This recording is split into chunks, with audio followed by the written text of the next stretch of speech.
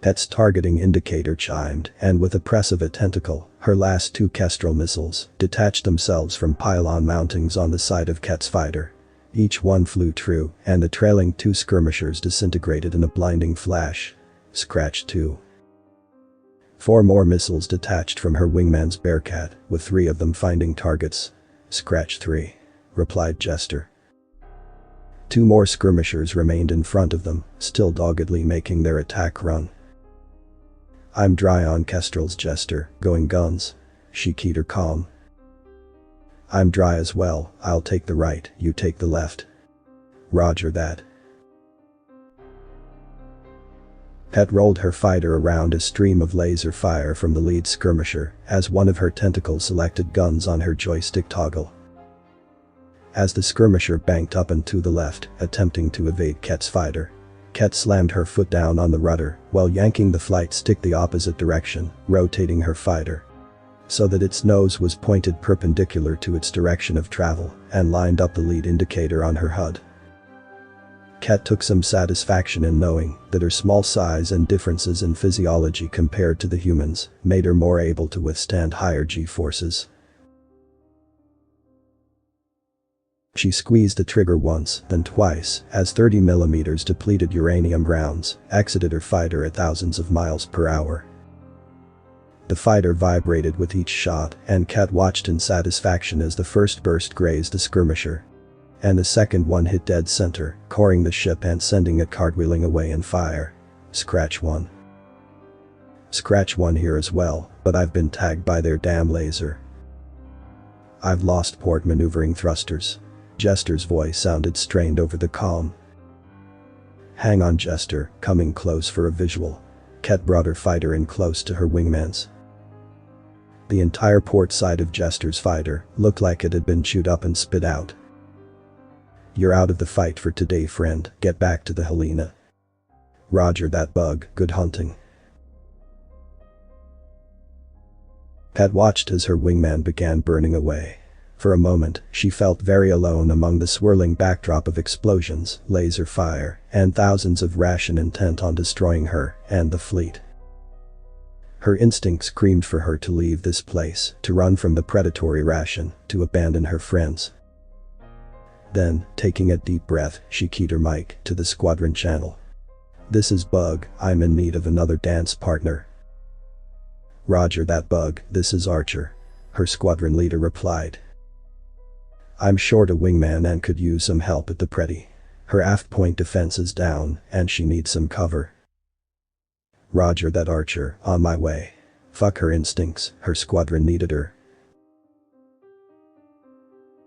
Cheers erupted on the bridge of the flashing hooves as 300 human fighters weaved between the warships of the League fleet, engaging the ration skirmishers. Scores of skirmishers were destroyed in the first 30 seconds of engagement as the human fighters emptied their missile racks of payload. Behind the fighters, human bombers followed. Instead of going after the skirmishers, the bombers targeted the ration cruisers. The human bombers were larger targets than human fighters and less maneuverable, and several were destroyed before they could make their attack runs. Those that survived, however, fired anti-ship missiles, similar to the ones fired from the human destroyer's missile tubes. A single missile wasn't enough to break a ration cruiser's shields, but when each bomber carried 4 and attacked each cruiser in a group of 4 bombers, the 16 fusion warheads were more than enough to turn each cruiser into so much space dust. Still, the League's losses mounted. The relatively fresh battleships and dreadnoughts that had been lying in wait in the atmosphere of the gas giant continued to pour withering fire into the League formation. Nerya watched in horror as a Queel battleship, its drive core punctured, spiraled out of control into an Arkan dreadnought. Nerya thought the dreadnought may survive the collision, but then the battleship's drive core went critical. And a second later, nothing was left of either ship but an expanding cloud of superheated plasma. The humans were taking losses too. Another human destroyer, the Jaeger, fell out of formation as it took multiple hits on its flank from a ration cruiser at point-blank range. Once out of the formation, it was cored lengthwise by a Russian dreadnought, leaving nothing but a hollow, burning husk. The human fighters were faring better, but it expended their armament of missiles and were forced to engage Russian skirmishers one by one at close range. Scores were destroyed by Russian laser turrets. "Admiral, it's the humans again. They advise us to hold all ships in current formation. They will be." The communication officer paused as he reread the message. "Firing kinetics through our current formation." "Acknowledge receipt of message." Nario responded and passed the message on to the fleet, there to hold current heading and formation. She suddenly felt very tired. Half her fleet gone, fucking predators in space, and now the goddamn humans wanted to fire kinetics through her fleet formation. This day could not be over soon enough. 2 million kilometers away, with a joint human-Dreden fleet, the heavy cruisers Lafayette and Rochambeau were finally in range of the Russian fleet. Range itself was a bit of a misnomer when dealing with the railguns fielded by the human cruisers, as once they fired their 12-kilogram slug, it would keep going forever, unless it impacted an unfortunate ship, star, or planetoid. However, there was an effective range to the weapons. As at long ranges, there was nothing stopping a ship from simply firing some maneuvering thrusters and sliding out of the way of the projectile, or burning it to plasma with a high-powered laser. Because of this reason, most species had opted to only use energy weapons, either particle beams or lasers, both of which could not be detected before they hit. However, the weaknesses of a railgun depended on the kinetic slug being detected in time to avoid or intercepted. And it turns out that a piece of iron only 6 inches across, coated with energy-absorbent polymer, 2 million kilometers away, is very hard to detect indeed.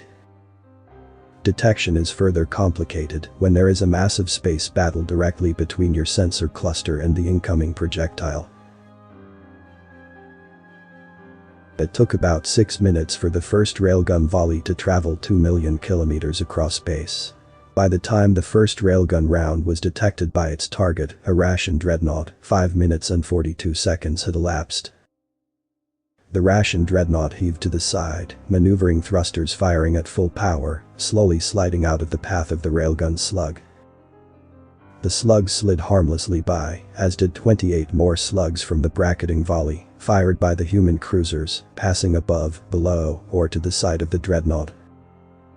That left 3 slugs of the 32-round volley to impact against the shields of the dreadnought.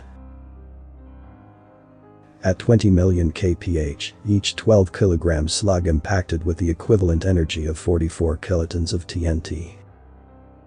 2 were absorbed by the dreadnought's shields. The third made it through, impacting on bottom of the dreadnought's wedge. The dreadnought staggered, venting atmosphere. Another volley approached, and once again the Russian dreadnought attempted to evade. This time 5 slugs hit. With the dreadnought's shields already down, the results were catastrophic. Each impact threw huge gouts of molten metal and superstructure into space.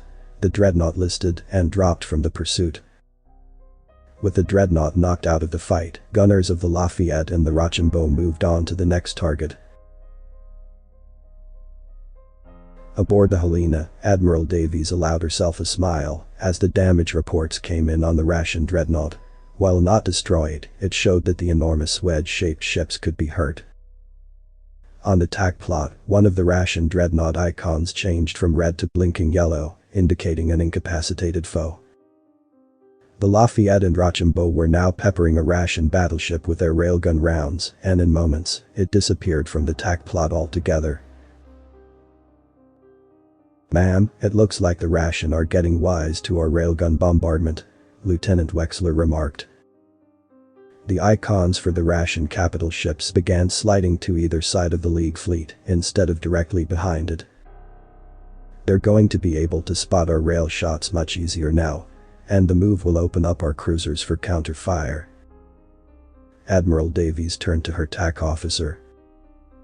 "Have the Lafayette and Rochambeau begin evasive thrusting and ensure their shields are angled toward those Russian dreadnoughts. Tell them to expect particle beam fire." She then turned to another officer on the flag deck.